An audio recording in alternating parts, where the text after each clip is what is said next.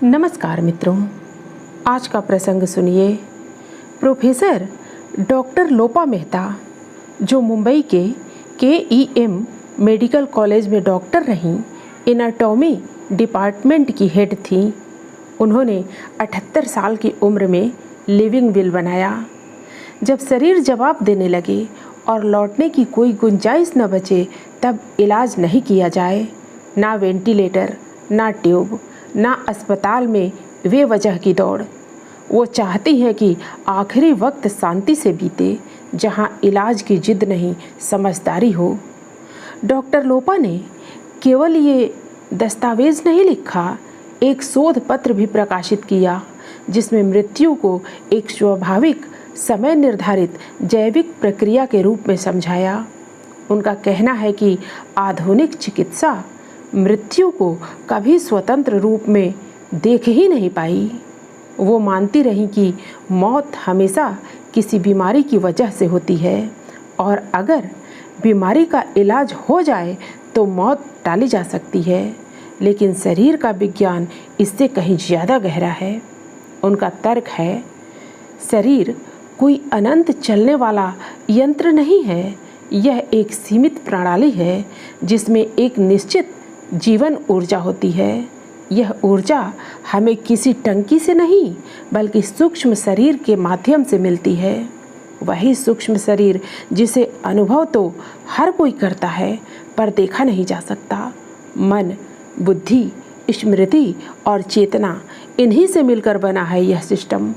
यह सूक्ष्म शरीर एक माध्यम है, जिससे जीवन शक्ति आती है और पूरे शरीर में फैलती है।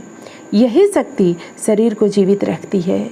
यह नाड़ी, धड़कन, पाचन और सोचने की क्षमता, सब कुछ उसी के भरोसे चलता है। लेकिन यह शक्ति अनंत नहीं है। हर शरीर में इसकी एक निश्चित मात्रा होती है, जैसे किसी मशीन में फिक्स बैटरी हो, न ज़्यादा हो सकती है न कम। जितनी चाबी भरी राम ने, उतना चले खिलौना टाइप। डॉक्टर लोपा लिखती हैं कि जब शरीर में मौजूद इस ऊर्जा का अंतिम अंश खर्च हो जाता है, तो सूक्ष्म शरीर अलग हो जाता है। यही वो क्षण होता है जब देह स्थिर हो जाती है और हम कहते हैं प्राण निकल गया। यह प्रक्रिया न बीमारी से जुड़ी है, न किसी चूक से। यह शरीर की अपनी आंतरिक गति है, जो गर्भ में ही शुरू हो जाती है, और जब पूरी हो जाती है तब मृत्यु होती है। इस ऊर्जा का व्यय हर पल होता रहता है। एक एक कोशिका, एक एक अंग धीरे धीरे अपने जीवन की लंबाई पूरी करते हैं, और जब संपूर्ण शरीर का कोटा खत्म हो जाता है, तब शरीर शांत हो जाता है। मौत का समय कोई घड़ी से नापा गया क्षण नहीं होता। यह एक जैविक समय है, हर व्यक्ति के लिए अलग। किसी का जीवन 35 साल में पूरा होता है, किसी का 90 में, लेकिन दोनों ही अपनी पूरी इकाई जीते हैं। कोई अधूरा नहीं मरता, अगर हम उसे मजबूरी या हार न कहें। डॉक्टर लोपा ने अपने लेख में ये भी कहा है कि आधुनिक चिकित्सा जब मृत्यु को टालने की जिद करती है, तो वो केवल शरीर नहीं, पूरे परिवार को थका देती है। ICU में महीने भर की सांसें कभी कभी बरसों की कमाई ले जाती है। रिश्तेदार कहते रह जाते हैं अभी उम्मीद है, पर मरीज की देह कब की कह चुकी होती है बस अब बहुत हो गया। इसलिए उन्होंने लिखा है कि जब मेरा समय आए तो बस KEM ले जाना, जहां मुझे भरोसा है कि कोई अनावश्यक हस्तक्षेप नहीं होगा, इलाज के नाम पर खिंचाई नहीं की जाएगी, मेरे शरीर को रोका नहीं जाएगा, जाने दिया जाएगा।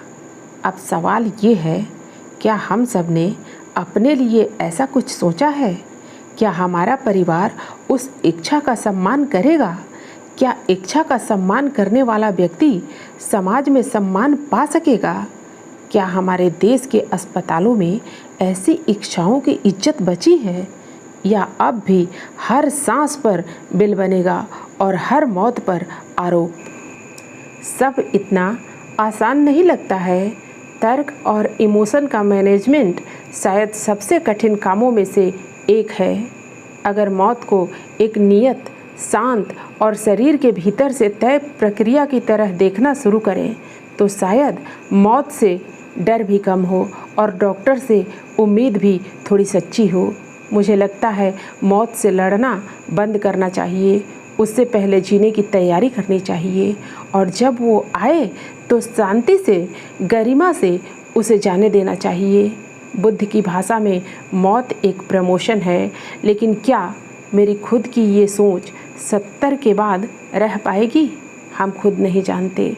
मित्रों, प्रसंग आपको कैसा लगा? आप अपने कमेंट्स के द्वारा हमें अवश्य बताना। प्रसंग पसंद आने पर वीडियो को लाइक और शेयर करना। ऐसे और प्रसंग सुनने के लिए हमारे चैनल को सब्सक्राइब कर लेना। फिर मिलते हैं अगले प्रसंग में। धन्यवाद।